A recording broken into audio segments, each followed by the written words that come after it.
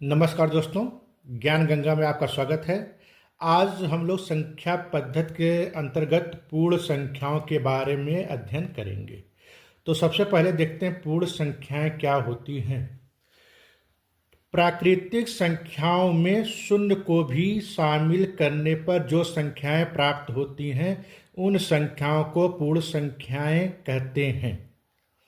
हम लोग इससे पहले प्राकृतिक संख्याओं के बारे में पढ़ चुके हैं। जो एक से शुरू होती हैं अनंत तक जाती हैं उनको प्राकृतिक संख्याएं कहते हैं।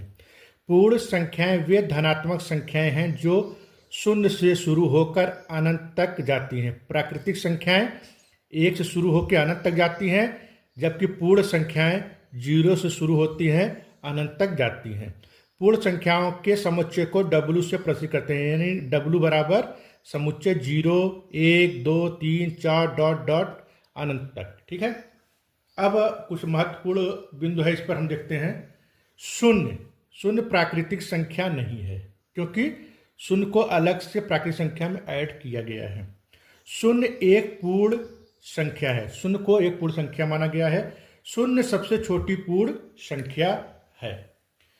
सभी प्राकृतिक संख्याएं पूर्ण संख्याएं होती हैं, लेकिन सभी पूर्ण संख्याएं प्राकृतिक संख्याएं नहीं होती। हम देख रहे हैं कि सभी प्राकृतिक संख्याएं जो एक से लेके हैं वो पूर्ण संख्याएं तो होती हैं, लेकिन सभी पूर्ण संख्या प्राकृतिक संख्या नहीं होती, क्योंकि ये शून्य आ रहा है तो ये प्राकृतिक संख्या नहीं है।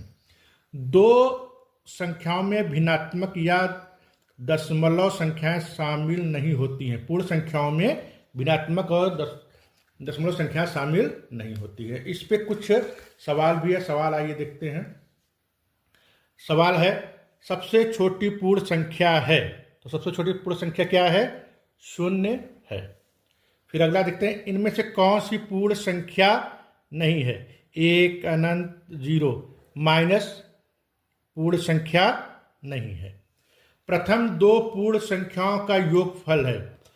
कौन कौन सी पूर्ण संख्या है? 0 से शुरू होती है 1, तो दोनों जोड़ेंगे क्या आ गया? प्रथम दो पूर्ण संख्याओं का योग क्या होगा?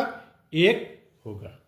अब हम देख रहे हैं प्रथम दो पूर्ण संख्या का गुणनफल क्या है। प्रथम पूर्ण दो संख्या कौन है? 0 और 1। 0 और 1 को गुणा करेंगे क्या आएगा? 0 आएगा। तो प्रथम दो पूर्ण संख्या गुणनफल क्या है? 0 है।